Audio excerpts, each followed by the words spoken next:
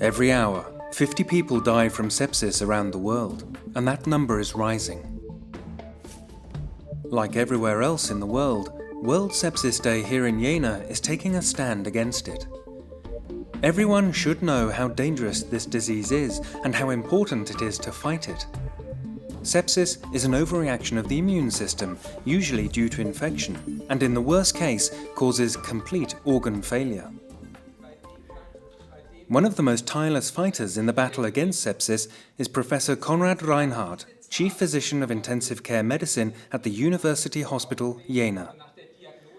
With a national action plan, he wants to ensure that fewer people die from sepsis. Reinhardt's plan is broadly supported, including by the consortium of InfectControl 2020. The most important requirements that were covered at a panel discussion in Berlin included vaccinations, hygiene measures, early detection and new treatments. This 12-point plan that he has shown us puts forward not only a number of very sensible measures, but also targeted goals. We have to begin organizing now so that we can start with what can be done quite simply. For example, choices or stimuli in the training of students, in the further education of doctors, in public awareness. Anything that doesn't currently require a lot of additional money. We have to get these started, and that is indeed something very basic, as outlined here. This is because doctors do not immediately think of sepsis when patients with severe symptoms come to see them. Arne Truman almost died because the disease was not diagnosed and treated fast enough. It was only luck that he survived. My children still have their dad. I hope that here today we managed to get attention and find a consensus about the possibilities, the perspectives, but also from the political side. Sitting beside him on the podium in Berlin is Sandra Stuve. She never thought about getting sepsis until she suffered severe septic shock after an infection and went into a coma.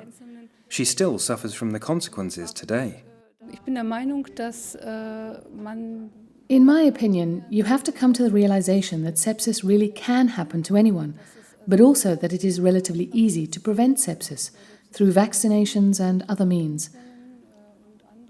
First of all, we need to create awareness that sepsis is a disease and is much more widespread than is generally realized.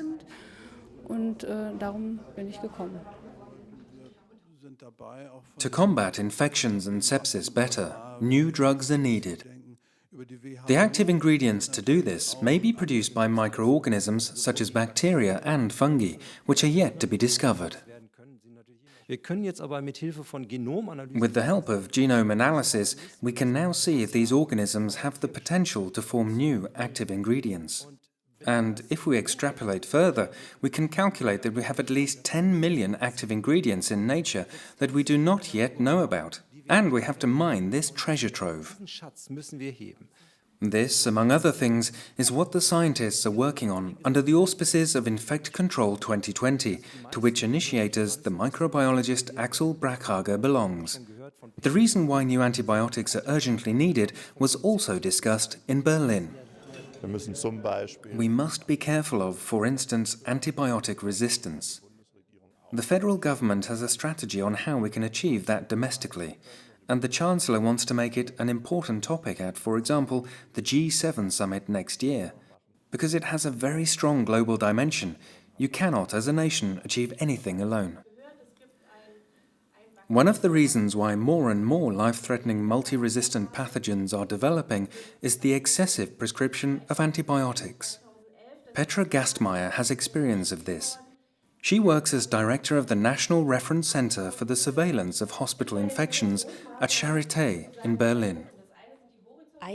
Actually, Germany has a rather low rate of antibiotic prescriptions in the outpatient sector compared to other European countries. Nevertheless, we know that there are still significant opportunities for optimization. One can assume that 30 to 50% of the antibiotics that are used in, for example, respiratory infections do not have to be given. So that is one area where we can cut down further. As a member of InfectControl 2020, Petra Gastmeier wants to make sure that doctors and patients are better informed. Together, with dedicated partners such as Konrad Reinhardt, the consortium is committed to ensuring that in the future, fewer people die of infectious diseases and sepsis.